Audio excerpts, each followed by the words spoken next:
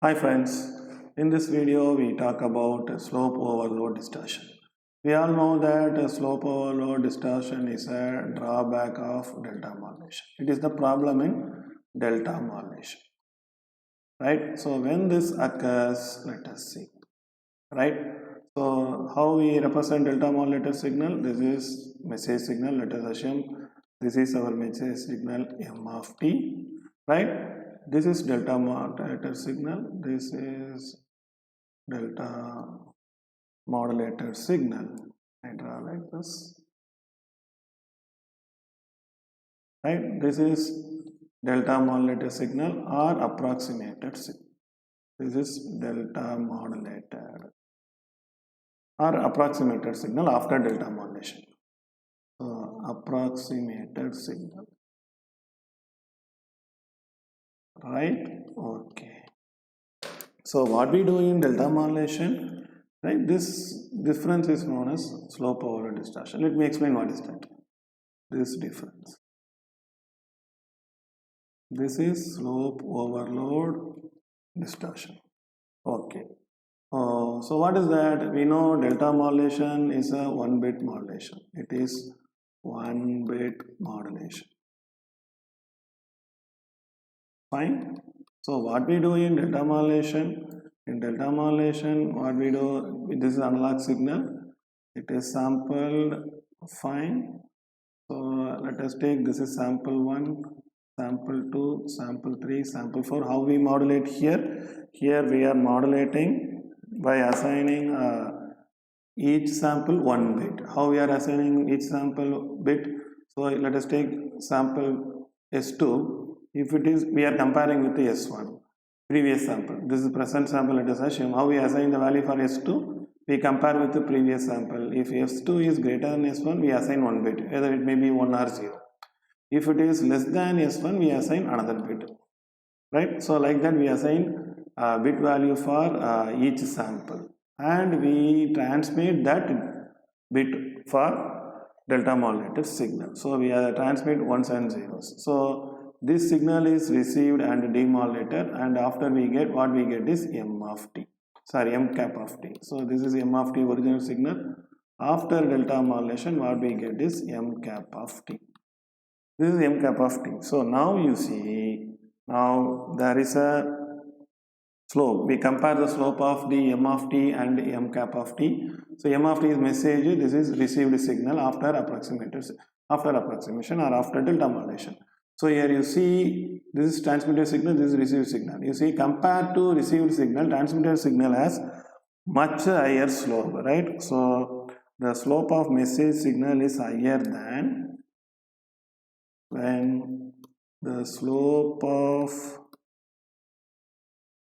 message signal or analog signal is much higher. You see, compared to this slope is very high. So our signal is not approximating the original signal.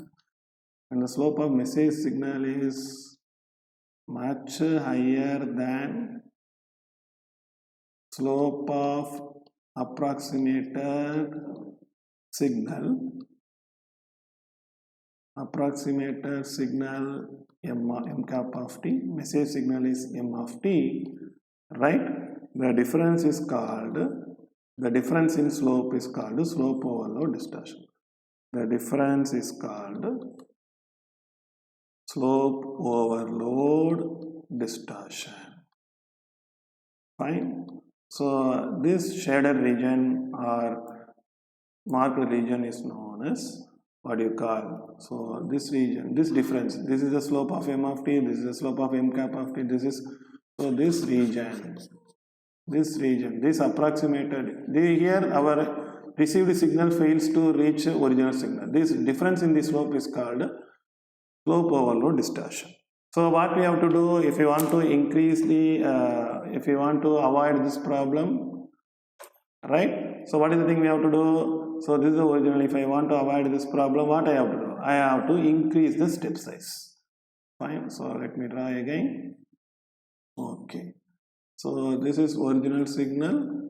This is message signal. Because of the slope overload distortion. This is slope overload distortion because my m cap of t is not at all approximating the original signal. Even it is approximated signal, but it is not equivalent to original signal. So when it will approximate exactly, if I increase the step size, what will happen? You see, instead of this step size, if I increase it, clear. So now it is somewhat closer to original signal. So here what I did, here I increased the step size. Okay, so this is way. So to avoid slope overload distortion, what we do is we have to increase the step size. So to avoid SLD, slope overload distortion, increase step size. Increase step size. So the formula for that is given by the step size is del. Del must be greater than or equal to 2 pi fm, or otherwise simply I write 2 pi Vm into Fm by Fs.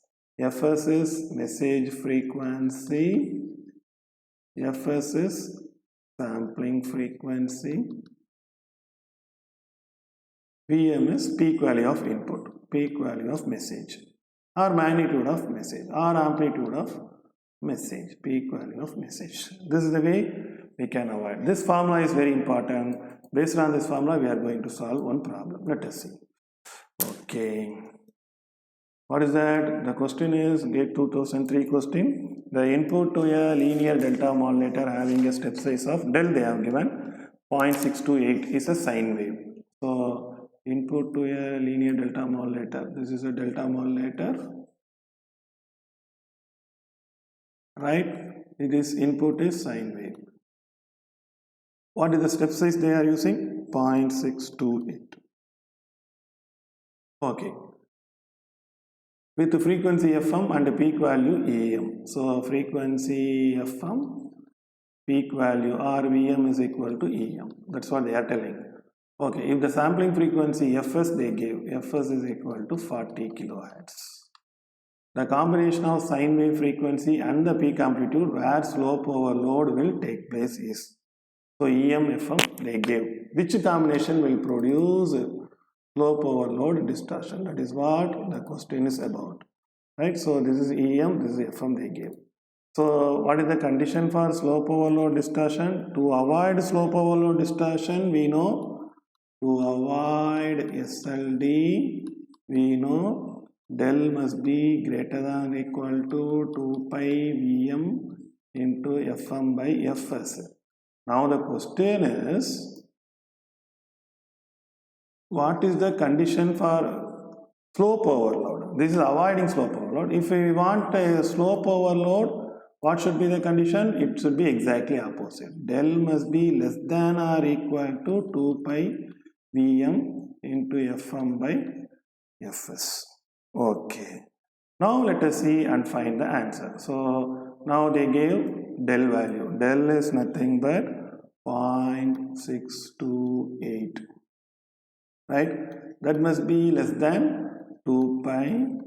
Vm is given by Vm is equal to Em. Fm is same Fm. This value only we have to find by Fs. Sampling rate, what is the sampling rate they gave? It is 40 kilohertz. So it is 40 kilohertz. 40 into 10 power 3. Now if I bring this 40 here, it is 40k into 0.628, it is 2 pi Em into Fm. Right? So what will happen? This is what is this you can simplify. So this must be equal to Em Fm. Right? This is 40 into 10 power 3 into 0.628 divided by 2 into pi is 6.28. So it is 1 by 10. So that will be equal to 4 into 10 power 3 less than Em Fm. So if Em Fm value is greater than 4 into 10 power 3, this will lead to slope overload distortion. So this indicates if EM FM is greater than or equal to 4 into 10 power 3, SLD occurs. Clear? Now we see they gave EM FM combination. First one is 0.3 into 8, 0.38. So first one is 0.3 into 8. So whether it must be greater than this one, 0.3 EM, 8K. So it is 2.4K. This is 4K, right? 2.4K is less than 4K. So this is not an answer. Okay, second, what is the thing they gave? 1.5 into 1.54. EM is 1.5. FM is 4K, that is 6K. So it is greater than 4K. So it must be the answer, right? Okay, let us see option C and D also. What about C? It is 1.5 into 3. EM is 1.5, FM is 3K. So it is, right, so 1.5 into 3 or 2, let us see that. I think question is wrong. I think 1.5 into, actually it must be 3, not in the question they gave wrongly. So it is 1.5 into 2. So 1.5 into 2 means it is what? 2K. It is less than 4K. So this is also wrong answer, right? And last one, 3 volt 1 kilohertz. So it is 3 volt and 1K, that is 3K. That is also less than 4K. So correct option is, if EM is 1.5 and FM is 4 kilohertz, then that is greater than 4K. So that will create slope overload distortion. So option B is the right answer. I hope you understand this concept. If you have any doubt, please ask me in comment section. I will clarify. Thank you.